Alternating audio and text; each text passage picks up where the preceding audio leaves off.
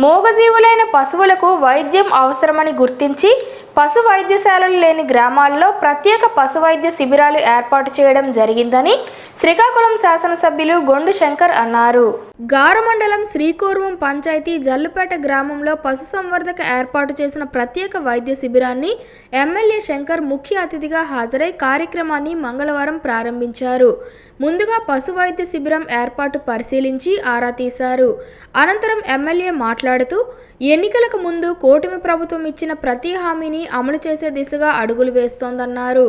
పాడి పశువుల వలన నిత్యం ఆదాయం ఉంటుందని, రైతు సోదరులు పశువుల వ్యాధులకు కావలసిన వైద్యం అందించే నిమిత్తం ఈ ప్రత్యేక వైద్య శిబిరం ఏర్పాటు చేసిందని, ఈ అవకాశాన్ని రైతు సోదరులు నట్టల నివారణ, మందుల పంపిణీ, గర్భకోశ వ్యాధులకు చికిత్సలు, పశు వ్యాధి నిర్ధారణ పరీక్షలు, వ్యాధి నిరోధక టీకాలు, శాస్త్రీయ యాజమాన్యంపై అవగాహన సదస్సులు నిర్వహిస్తున్నారని, ఈ అవకాశాన్ని రైతులు సద్వినియోగం చేసుకోవాలని, చికిత్సతో పాటు వాటికి కావాల్సిన మందులు కూడా ఉచితంగా అందజేయడం జరుగుతుందన్నారు. మన చంద్రబాబు నాయుడు గారు అపార అనుభవం ఉన్నటువంటి ముఖ్యమంత్రి వర్యులకి 4వసారి ముఖ్యమంత్రిగా చేసిన తర్వాత అన్ని రంగాల్లో అభివృద్ధి చెందాలనే ఉద్దేశంతో మనుషులకి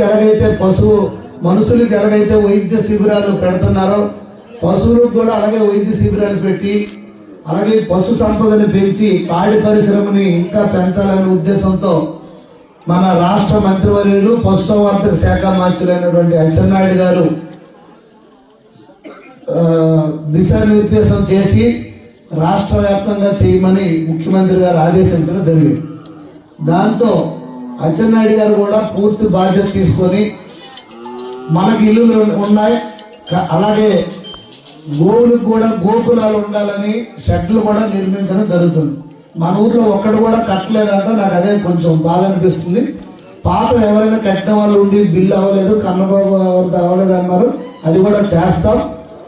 అలాగే ఇంకా కొత్తగా ఎవరైనా గోకులాలు కట్టాలనుకుంటే రామారావు గారికి మీరు లిస్ట్ ఇవ్వండి, అవి తప్పకుండా నేను శాంక్షన్ చేయిస్తాను.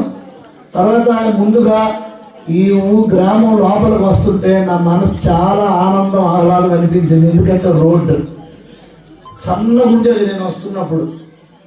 ఇది నేనే జేసీబీ పెట్టి సమ్మర్లో చేయిద్దాం అనుకున్నాను, నాకంటే ముందు మీరే చేశారు. రామారావు గారు వాళ్ళ అబ్బాయి ఇదంతా ఇనిషియేషన్ తీసుకున్నాడని తెలిసింది. ఆయనకి అలాగే మీ గ్రామస్తులందరూ కూడా నేను అభినందనలు తెలియజేసుకుంటూ